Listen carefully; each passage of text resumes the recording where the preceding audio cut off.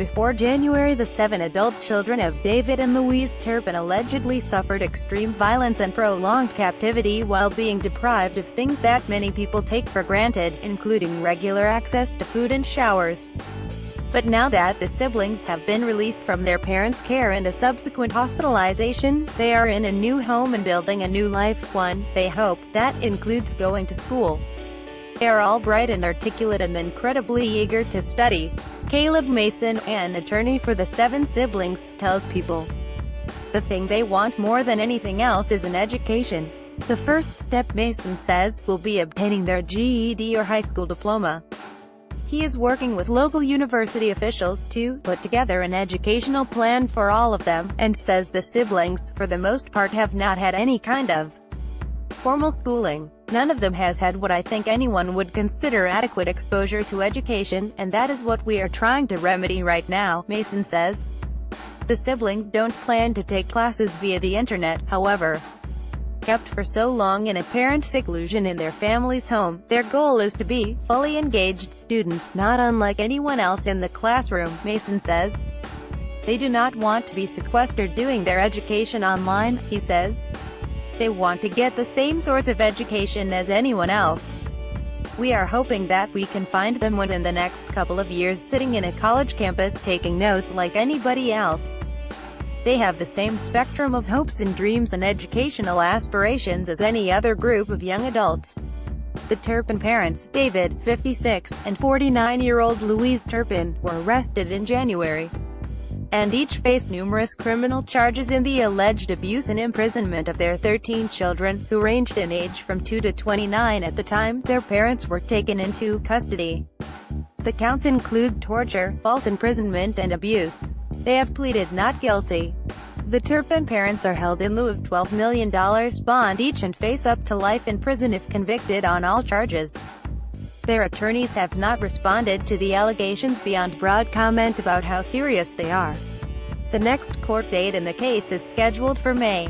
Want to keep up with the latest crime coverage? Click here to get breaking crime news, ongoing trial coverage and details of intriguing unsolved cases in the True Crime newsletter. David and Louise were arrested after their 17-year-old daughter escaped their Paris, California house on January 14, investigators have said. She climbed through a window and, using a cell phone, called 911 and told authorities she and her siblings were allegedly being abused by their parents. Responding officers found what they have called a scene of malnutrition and squalor at the Turpin residence, with some of the children chained to the furniture. Prosecutors allege the parents beat, strangled and starved the kids in an intensifying cycle of abuse dating back to at least 2010. Among other disturbing behavior, prosecutors have said, the Turpin family slept all day and were up all through the night, going to bed about 4 or 5 a.m. The children were also allegedly forbidden to shower more than once a year and none had ever seen a dentist. 12 days ago, exactly 2 months after the case came to light, the 7 adult siblings were quietly discharged from the local Corona Regional Medical Center, where they had been taken for treatment after their parents' arrest, according to the Corona CEO. From the hospital, they reportedly moved to a new home in an undisclosed rural part of California.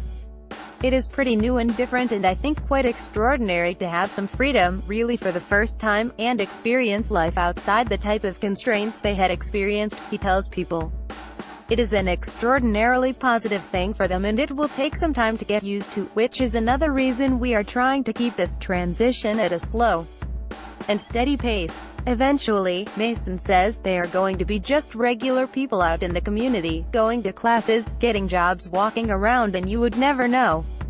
The problem is that they have been through some unparalleled trauma, so it is going to take a little time. But I think they are very resilient and they are going to ultimately be fine. For more compelling true crime coverage, follow our crime magazine on Flipboard. During their hospitalization, the adult siblings learned how to play the guitar, with a special appreciation for the music of John Denver. The day after news spread of their affinity for the musician, Mason received a call from Denver's estate with an offer to send over some of his music. A couple of days later, a big box arrived in my office with the full John Denver discography, Mason says. Related video, prosecutor details alleged abuse in House of Horrors, beatings, starvation, showers once a year while the older siblings have been discharged. The status of the 6 minor Turpin children is unclear. They had been treated in a separate facility from the 7 adults, though a hospital official told People the siblings were in touch via Skype. Going forward, Mason says the plan is to slowly expose the adult siblings to the outside world. They are moving to the next phase of their journey, which is actually beginning to rejoin the community, he says. They see themselves as ordinary people who want to have ordinary lives.